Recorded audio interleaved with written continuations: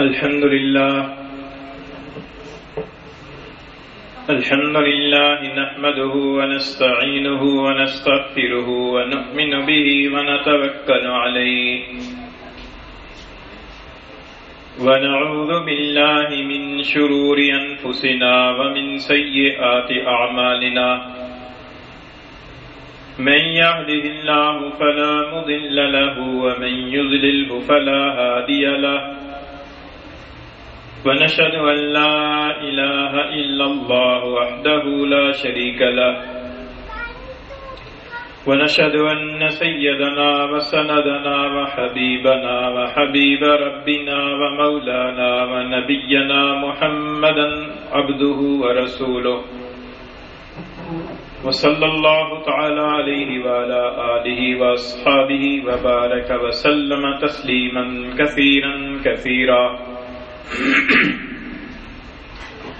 أما بعد فأعوذ بالله من الشيطان الرجيم بسم الله الرحمن الرحيم يا أيها الذين آمنوا استعينوا بالصبر والصلاة إن الله مع الصابرين وعن ابن مسعود رضي الله تعالى عنه قال قال رسول الله صلى الله عليه وسلم ليس منا من ضرب الخدود وشق الجيوب ودعا بدعوى الجاهلية أو كما قال رسول الله صلى الله عليه وسلم صدق الله مولانا العظيم وصدق رسوله النبي الكريم ونحن على ذلك لمن الشاهدين والشاكرين والصلاة والسلام على سيد الأنبياء والمرسلين والحمد لله رب العالمين. گرامی قدر سامعین، آپ کے سامنے دوسرے پارے سے سورہ بقرہ کی ایک آیت کریمہ تلاوت کی ہے اور حضور نبی کریم صلی اللہ علیہ وسلم کا ایک ارشاد گرامی جس کے راوی حضرت ابن مسعود رضی اللہ تعالیٰ عنہ ہیں اور جس کو امام بخاری اور امام مسلم نے اپنی صحیحین میں نقل فرمایا ہے، وہ ارشاد آپ کے سامنے پڑا ہے۔ اس آیت کریمہ میں اللہ تعالیٰ نے دو چیزوں کے ساتھ مدد حاصل کرنے کا حکم دیا ہے۔ فرمایا کہ یا ایھا الذین آمنوا استعینوا بالصبر والصلاۃ، اے ایمان والو مدد حاصل کرو نماز اور صبر کے ذریعے سے۔ ان اللہ مع الصابرین، یقیناً اللہ تعالیٰ صبر کرنے والوں کے ساتھ ہے۔ دنیا کے اندر انسان کو مختلف حاجتیں اور ضروریات پیش آتی رہتی ہیں اور مختلف طرح کے انسان کے مقاصد ہوتے ہیں جن کو حاصل کرنے کے لیے انسان تگ و دو اور کوشش کرتا ہے، اور مختلف طرح کی مصیبتیں ہیں اور نقصانات ہیں اور اندیشے ہیں کہ جن سے بچنے کے لیے انسان ہاتھ پاؤں مارتا ہے۔ تو انسان کی یہ ساری کوششیں جو کسی مقصد کو حاصل کرنے کے لیے وہ کرتا ہے، یا وہ ساری کوششیں اور تدبیریں جو کسی نقصان سے بچنے کے لیے وہ اختیار کرتا ہے، یہ ساری تدبیریں اور ساری کوششیں ایک طرف، اور اللہ تعالیٰ کا امر اور اللہ تعالیٰ کا فیصلہ وہ ایک طرف۔ یہ کائنات اللہ تعالیٰ کی کائنات ہے اور اس کائنات پہ حکم اللہ تعالیٰ کا چلتا ہے۔ انسان کی ساری تدبیریں ساری کوششیں دھری رہ جاتی ہیں اور اللہ تعالیٰ کا جو حکم اور فیصلہ ہوتا ہے وہ نافذ ہو کر رہتا ہے۔ اس بات پر ہمارا ایمان ہے اور ایمان ہونا بھی چاہیے۔ تو جتنی بھی تدبیریں یا جتنی کوششیں ہماری ہوتی ہیں یا جو صورتیں اور جو شکلیں ہمیں نظر آ رہی ہوتی ہیں، پس پردہ اللہ تعالیٰ کا غیبی نظام چل رہا ہوتا ہے، ساتھ ساتھ متوازی چل رہا ہوتا ہے، اور وہ غیبی نظام ہماری نظروں سے ہمارے حواس سے اوجھل ہوتا ہے۔ تو ہم ظاہری تدبیروں اور ظاہری شکلوں اور صورتوں کے اعتبار سے معاملے کو دیکھ رہے ہوتے ہیں، جبکہ اللہ تعالیٰ کا غیبی نظام ایک اور ترتیب سے فیصلہ فرمانے والا ہوتا ہے۔ تو فیصلہ اللہ تعالیٰ کا نافذ ہوتا ہے، امر اور حکم اللہ تعالیٰ کا چلتا ہے، لیکن اس کا مطلب یہ نہیں ہے کہ انسان ہاتھ پر ہاتھ رکھ کر بیٹھ جائے اور کوئی تدبیر اور کوئی کوشش نہ کرے، کیونکہ دنیا دارالاسباب ہے۔ اللہ تعالیٰ جہاں پر جو بھی کسی کو فائدہ پہنچاتے ہیں وہ اسباب کے واسطے سے پہنچاتے ہیں، دیتے اللہ تعالیٰ ہیں، لیکن ظاہراً کوئی اور صورت اور کوئی سبب نظر آ رہا ہوتا ہے کہ وہاں سے آ رہا ہے۔ اور اسی طریقے سے کسی نقصان یا کوئی مصیبت آتی ہے تو آتی اللہ کی طرف سے ہے، لیکن ظاہری اعتبار سے اس کا کوئی اور سبب نظر آ رہا ہوتا ہے، اور چونکہ ہم ظاہر بھی ہیں، ظاہری حالات کو نہ دیکھتے ہیں تو ہم اسی طرف اس کو منسوب کرتے ہیں۔ مثال کے طور پر کسی آدمی کا بازو ٹوٹ گیا اور اس بازو ٹوٹنے کا ظاہری سبب ایکسیڈنٹ بنا تو ہم اس کو اسی کی طرف منسوب کریں گے، جبکہ اصل اللہ تعالیٰ کی طرف سے وہ مصیبت آئی ہے۔ اسی طریقے سے کسی انسان کو ظاہری اعتبار سے کوئی ترقی مل گئی، کوئی کامیابی حاصل ہو گئی، اس کی ایک تدبیر ہے، وہ تدبیر یہ کہ اس نے کوئی محنت کی ہے، کوئی اس نے ٹیسٹ پاس کیا ہے، اس کی وجہ سے اس کی ترقی ہو گئی، اسے عہدہ مل گیا، ہم اس کو اس کی طرف منسوب کرتے ہیں، وہ ایک ظاہری سبب ہے، لیکن دراصل اللہ تعالیٰ کا حکم ہوتا ہے اور اللہ تعالیٰ نے اس کو فلاں جگہ اور فلاں عہدے تک پہنچانا ہوتا ہے اور اس کی ایک ظاہری تدبیر بن جاتی ہے۔ اس ساری بات کا خلاصہ یہ ہے کہ جتنی تدبیریں اور کوششیں ہم اپنے مقاصد کو حاصل کرنے کے لیے کرتے ہیں اور جتنی تدبیریں ہم نقصانات سے بچنے کے لیے اختیار کرتے ہیں، صرف انہی پر بس نہ کیا جائے، بلکہ جو اصل ذات ہے حق تعالیٰ کی کہ جہاں سے یہ فیصلے بن بن کر نازل ہو رہے ہوتے ہیں، اس ذات کی طرف بھی رجوع کیا جائے۔ اور اس ذات کی طرف رجوع کرنے کے اس آیت کریمہ میں دو راستے بتائے گئے ہیں، ایک نماز، دوسرے سبب۔ فرمایا کہ یا ایھا الذین آمنوا، اے ایمان والو، استعینوا، مدد حاصل کرو، بالصبر والصلاۃ، صبر اور نماز کے ذریعے سے۔ صبر کے ذریعے سے اللہ تعالیٰ سے مدد حاصل کرو، اپنے مقاصد حاصل کرنے کے لیے، اپنے مصائب کو دور کرنے کے لیے صبر سے کام لو، ایک صبر راستہ ہے، ایک ذریعہ ہے، اور دوسری نماز ہے کہ نماز کے ذریعے سے اللہ تعالیٰ سے اپنے مقاصد اور اپنی حاجات کو مانگو۔ چونکہ ہمارا ایمان کمزور ہے، اس لیے ہم ان چیزوں کی اتنی اہمیت اپنے دل میں نہیں سمجھتے اور نہ اتنی اہمیت پاتے ہیں کہ اللہ تعالیٰ سے مانگنے کا یہ راستہ ہے، اللہ تعالیٰ سے اپنے مسائل کو حل کرانے کے لیے یہ تدبیریں ہیں، یہ اختیار کرنی چاہیے۔ دنیا جہان کی تدبیریں اور کوششیں تو ہم کر لیتے ہیں، لیکن یہ جو اصل تدبیر اور کوشش ہے یہ ہم نہیں کرتے، یا کرتے ہیں تو سرسری طور پر کر لیتے ہیں، یا اس کو اتنا مؤثر نہیں سمجھتے۔ تو یہ ایمان کی کمزوری کی بات ہے۔ اپنے ایمان کو قوی کرنا چاہیے اور اللہ تعالیٰ کے بتائے ہوئے طریقوں کے مطابق اللہ تعالیٰ کی مدد حاصل کرنی چاہیے۔ حضور اقدس صلی اللہ علیہ وسلم کے بارے میں حدیث شریف میں آتا ہے کہ اذا حزبہ امرا تو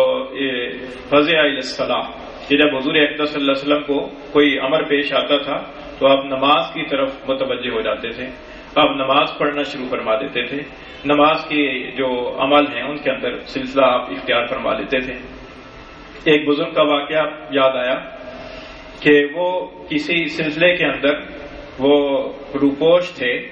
حکومت کی ان کی طرف وہ خلاف ورزی تھی اور حکومت کی ان کو اپنا دشمن سمجھتی تھی، اس وجہ سے وہ روپوش تھے۔ تو حکومت والوں کو مخبری ہوئی کہ فلاں جگہ پر وہ موجود ہیں، تو وہ جو حکومتی اہلکار تھے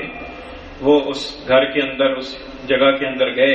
اور جو گھر کا رہائشی تھا، جو ان بزرگوں کا مرید ہی تھا، ان سے کہا کہ ہم آپ کے گھر کا، آپ کے علاقے کا وزٹ کرنا چاہتے ہیں، دیکھنا چاہتے ہیں مختلف کمروں کو۔ تو وہ گھبرا گئے، لیکن ظاہر ہے کہ انکار بھی نہیں کر سکتے تھے کہ شک پڑ سکتا تھا۔ انہوں نے دکھانا شروع کر دیے، ایک کمرہ، دوسرا کمرہ، تیسرا کمرہ، چوتھا کمرہ۔ تو آخر میں اس کمرے کی باری آ گئی کہ جس کمرے کے اندر وہ بزرگ تھے، اب ان کا دل اندر سے دھک دھک کر رہا تھا کہ اب اس کمرے کے اندر اس کا وزٹ کرانا ہے تو اس کے اندر تو وہ موجود ہی ہیں، پکڑے جائیں گے۔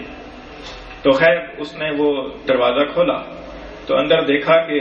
مصلی بچھا ہوا ہے اور وضو کا لوٹا رکھا ہوا ہے اور وضو پانی گرا ہوا ہے جیسے کسی نے وضو کیا ہے،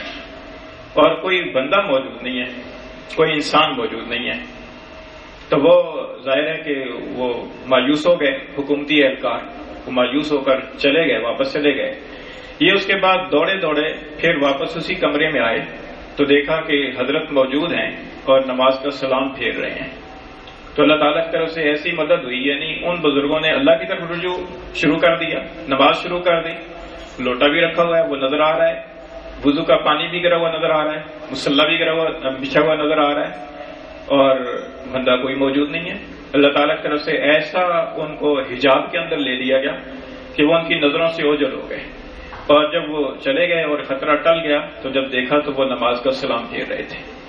تو یہ نماز ایک ایسا ذریعہ ہے کہ جس کے ذریعے سے اللہ تعالیٰ کی مدد حاصل کرنا بہت آسان ہے۔ ہر انسان کے لیے کھلی آزادی ہے، جب چاہے وہ مصلی بچھا لے، جب چاہے اللہ کی طرف رجوع کرنا شروع کر دے، جب چاہے اللہ تعالیٰ سے مانگنا شروع کر دے۔ یہ تو اپنے اپنے ایمان کی بات ہے کہ جتنا جس کا ایمان کبھی ہوتا ہے، مضبوط ہوتا ہے، اسی اعتبار سے اللہ تعالیٰ کی طرف سے اس کی مدد ہوتی ہے۔ تو یہ دو راستے بتائے گئے ہیں کہ ایک صبر کے ذریعے سے اور دوسرے نماز کے ذریعے سے اللہ تعالیٰ سے مدد حاصل کرو۔ تو یہ مدد حاصل کرنا چونکہ مقاصد کے لیے بھی ہوتی ہے اور مصائب کے موقع پر بھی صبر کی ضرورت پڑتی ہے، تو اس لیے جو مصیبت کسی کی پر آ جائے، پریشانی آ جائے، ایسے موقع کی پر صبر کے ساتھ بھی کام لینا چاہیے اور اللہ تعالیٰ سے نماز کے ذریعے سے بھی مدد مانگنی چاہیے۔ اب نماز کے ذریعے سے کیسے حاجتیں پوری ہوتی ہیں یا صبر کے اندر وہ کیسی تاثیر ہے کہ جس کی وجہ سے مصیبت کے اندر انسان کے اوپر اچھا اثر پڑتا ہے اور مصیبت دور ہوتی ہے، یہ چیز ہمیں عقلاً سمجھ میں نہیں آتی۔ اور بہت ساری چیزیں ہیں کہ جو ہمیں عقلاً سمجھ میں نہیں آتی لیکن ہم انہیں مانتے ہیں۔ مثال کے طور پر مغناطیس جو ہے وہ لوہے کو کھینچتا ہے، اس کی کوئی عقلی توجیہ عام انسان نہیں کر سکتا، ہو سکتا ہے کوئی سائنسی توجیہ ہوگی، لیکن عام طور پر انسان اس بات کو نہیں سمجھ سکتا کہ آخر مغناطیس کے اندر وہ کیا چیز ہے کہ جو لوہے کو کھینچ لیتا ہے، لکڑی کو نہیں کھینچتا، کپڑے کو نہیں کھینچتا، لوہے کی چیز کو اپنی طرف کھینچ لیتا ہے، جس کے اندر ایک کشش رکھی گئی ہے۔ اسی طریقے سے صبر کے ذریعے سے مصیبت کیسے ہلکی ہو جاتی ہے ہمیں سمجھ میں نہیں آتا، لیکن اللہ تعالیٰ کا حکم ہے، اللہ تعالیٰ کا حکم سمجھ کر ہمیں بغیر سمجھے مان لینا چاہیے۔ نماز کے ذریعے سے کیسی حاجتیں پوری ہوتی ہیں ہمیں سمجھ میں نہیں آتا، لیکن اللہ تعالیٰ کا حکم سمجھ کر بغیر سمجھے اس کو مان لینا چاہیے اور اس کے مطابق عمل کرنا چاہیے۔ آگے اللہ تعالیٰ نے فرمایا کہ ان اللہ مع الصابرین، کہ بلا شبہ اللہ تعالیٰ صبر کرنے والوں کے ساتھ ہے۔ صبر کرنے والوں کے ساتھ ہے، اللہ تعالیٰ کی معیت کا مطلب یہ ہے کہ اللہ تعالیٰ کی مدد اس کے ساتھ ہے۔ اور اللہ تعالیٰ کی مدد کس انداز میں ہوتی ہے، کب ہوتی ہے، یہ اللہ تعالیٰ کی حکمت کے اوپر موقوف ہے۔ جب اللہ تعالیٰ کی حکمت ہوگی انسان کی اس مصیبت کے وقت میں مدد کر دی جائے گی، اور مدد ایسے طریقے سے کر دی جائے گی کہ انسان کے وہم و گمان میں بھی نہیں ہوگا، اور انسان حیران ہو جائے گا کہ یہ میری مدد اس موقع پر کیسے ہو گئی ہے، مجھے تو اس کا کوئی وہم و گمان نہیں تھا۔ کئی دفعہ ایسے ہوتا ہے کہ انسان کے اوپر کوئی حادثہ پیش آ جاتا ہے اور ایسی جگہ حادثہ پیش آ جاتا ہے کہ جہاں پر اس کو جاننے والا کوئی ہوتا ہی نہیں ہے، لیکن غیب سے کوئی مدد کرنے والا انسان اٹھ کھڑا ہوتا ہے کہ جو اس کا ہاتھ پکڑ لیتا ہے اور اسے اٹھاتا ہے۔ بسا اوقات تو انسان عقل و ہوش کھو بیٹھتا ہے حادثے کی وجہ سے، لیکن پھر بھی وہ اسے کوئی نہ کوئی غیبی طاقت ہوتی ہے کہ جو اس کی طرف کچھ بندوں کو متوجہ کر دیتی ہے، اور وہ غیبی طاقت اللہ کا نظام ہے کہ اللہ تعالیٰ کو منظور ہوتا ہے کہ اس کو بچانا ہے تو اللہ تعالیٰ کی طرف سے وہ انتظام ہو جاتا ہے اور اللہ تعالیٰ اس بندے کو بچا لیتے ہیں۔ تو یہ سلسلہ ہے کہ انسان کو اس اللہ تعالیٰ کے اس نظام کی پر بھی یقین رکھنا چاہیے کہ ظاہری تدبیریں ٹھیک ہے، کرنی چاہیے، کرنے کا حکم بھی ہے اور کرنی چاہیے بھی، لیکن ظاہر تدبیروں کی پر سارا بھروسہ نہیں رکھنا چاہیے، اللہ تعالیٰ کی طرف متوجہ رہنا چاہیے اور ہر معاملے کے اندر بھی اللہ تعالیٰ ہی کی طرف متوجہ رہنا چاہیے۔ حدیث شریف میں آتا ہے کہ اگر جوتی کا تسمہ ٹوٹ جائے تو وہ بھی اللہ سے مانگو، کیونکہ اللہ کے لیے جوتی کا تسمہ دے دینا اور حکومت دے دینا یہ سب برابر ہے، کیونکہ اللہ تعالیٰ کے اعتبار سے تو کوئی چیز مشکل اور آسان نہیں ہے، یہ تو ہمارے اعتبار سے ہیں۔ اللہ تعالیٰ کے لیے تو سب آسان ہے، اللہ تعالیٰ کے لیے تو سب معاملے برابر ہیں۔ کسی کو نعمت دے دینا یا کسی کو 10 کروڑ روپیہ دے دینا اللہ کے لیے برابر ہے، اللہ تعالیٰ کی حکمت ہے، اللہ تعالیٰ کا اپنا ایک نظام ہے۔ تو اس سے یہ معلوم ہوتا ہے کہ مصیبت کے موقع پر صبر کرنے کی اور نماز کی طرف متوجہ ہونے کی تعلیم ہے۔ تو یہ مصیبتیں جو انسان کی پر آتی ہیں، ان مصیبتوں کے اندر ایک مصیبت یہ بھی ہے کہ انسان کا کوئی قریبی عزیز فوت ہو جاتا ہے، تو ایسے موقع کی پر بھی صبر کرنے کا حکم ہے۔ اور یہ جو صبر کی بجائے واویلا اور لوہا اور بین اور اس طرح کی جزا فضا کی جو صورتیں شروع کر دی جاتی ہیں، یہ صبر کے منافی ہیں۔ حدیث شریف میں آتا ہے رسول اللہ صلی اللہ علیہ وسلم نے فرمایا کہ ان اللہ لا يعذب بدمع العين ولا بحزن القلب ولكن يعذب بهذا واشار الى لسانه او يرحم، کہ اللہ تعالیٰ کسی آنکھ سے آنسو بہ پڑنے پر سزا نہیں دیتا، اور اللہ تعالیٰ دل کے غم کی وجہ سے سزا نہیں دیتا، بلکہ اللہ تعالیٰ تو اس کی وجہ سے سزا دیتا ہے اور رسول اللہ صلی اللہ علیہ وسلم نے اپنی زبان کی طرف اشارہ فرمایا کہ اللہ تعالیٰ تو اس کی وجہ سے سزا دیتا ہے اور اس کی وجہ سے رحم فرماتا ہے کہ جو انسان صبر کا کلمہ نکالتا ہے منہ سے،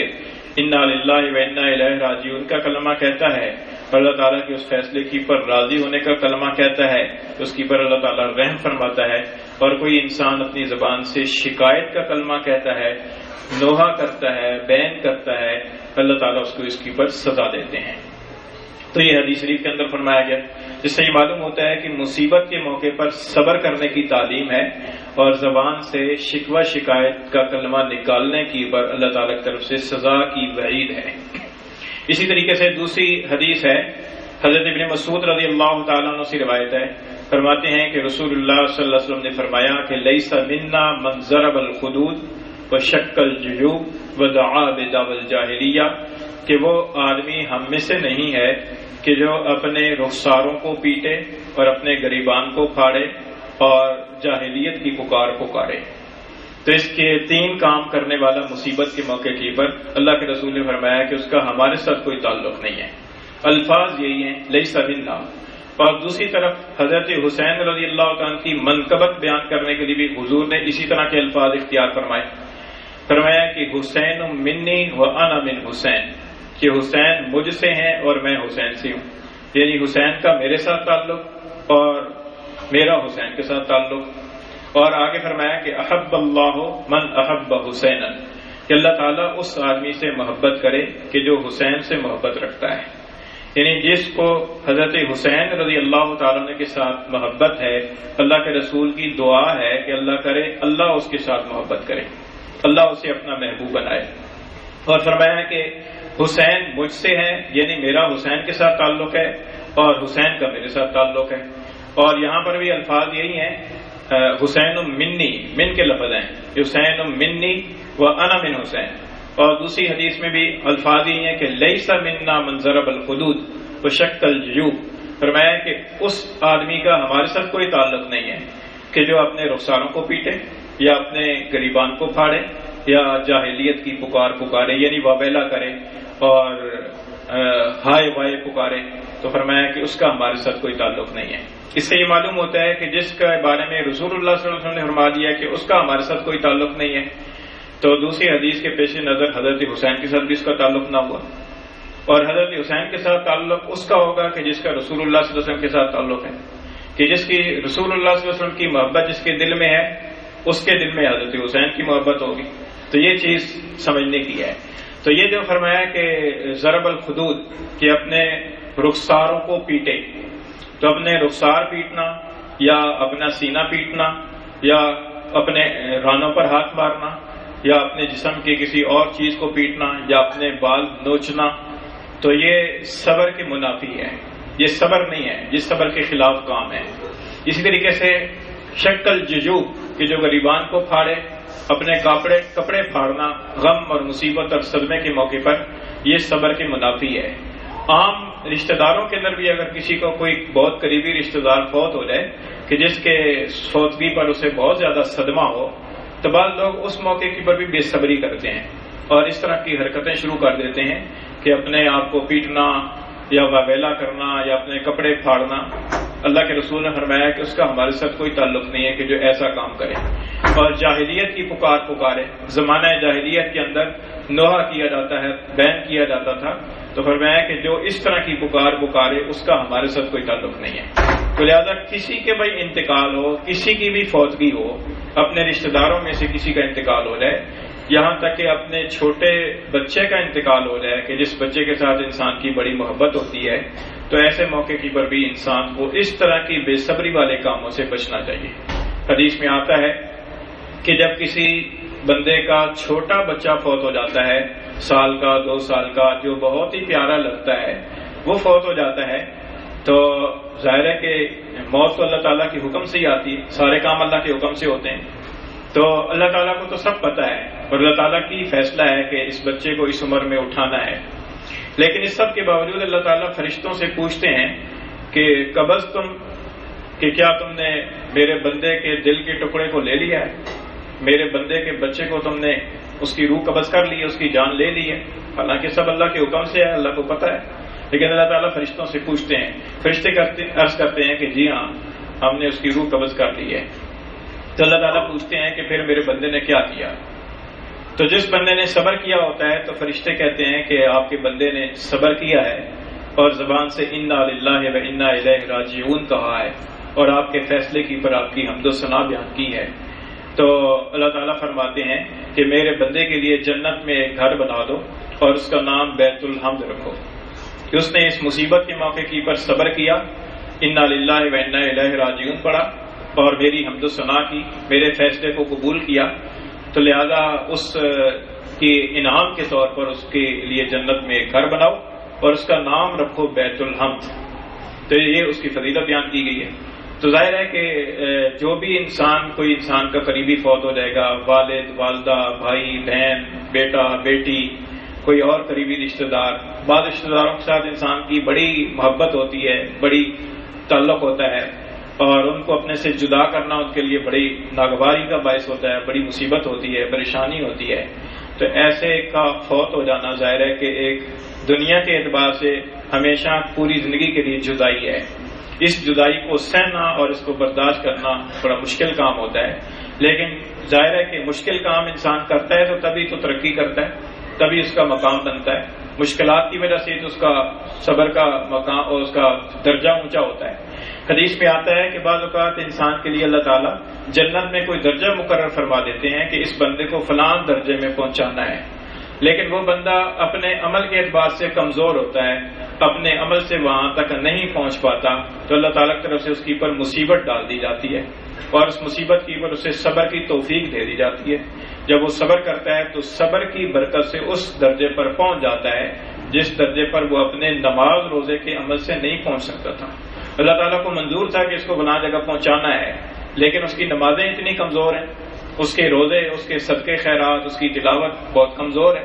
وہ وہاں تک ان اعمال کے ذریعے سے پہنچ نہیں پا رہا۔ تو اللہ تعالیٰ مصیبت ڈال دیتے ہیں تاکہ اس مصیبت کی پر وہ صبر کرے، سہار کرے اور اس کی وجہ سے اس درجے تک پہنچ جائے۔ تو اس لیے انسان کی پر جو بھی مصیبت آئے، چاہے کوئی ایسا بزرگ فوت ہو جائے کہ جس بزرگ کے ساتھ اسے بڑی عقیدت کا تعلق تھا، بزرگی کا تعلق تھا، مرشد تھا اس کا، یا پیر تھا، یا بڑا تھا، استاد تھا، یا کوئی خونی رشتہ دار فوت ہو جائے جس کے ساتھ انسان کا بہت قریبی تعلق ہو، تو ایسے تمام مواقع کی پر انسان کو اللہ کا حکم ہے کہ وہ نماز کے ذریعے سے اور صبر کے ذریعے سے اللہ تعالیٰ کی مدد حاصل کرے تاکہ اس مقام پر وہ پا لے جس مقام تک اللہ تعالیٰ اسے پہنچانا چاہتے ہیں۔ اور اسی طریقے سے حدیث شریف میں یہ آتا ہے کہ اللہ کے رسول صلی اللہ علیہ وسلم نے فرمایا، عورتوں کے لیے فرمایا کہ ایسی عورت کے لیے کہ جو اللہ پر اور قیامت کے دن پر ایمان رکھتی ہے، اس کے لیے حلال نہیں ہے کہ وہ کسی انسان کی فوتگی پر 3 دن سے زیادہ سوگ کرے، سوائے شوہر کے کہ جس کے فوت ہونے کی پر اسے 4 مہینے 10 دن تک سوگ کرنے کا حکم ہے۔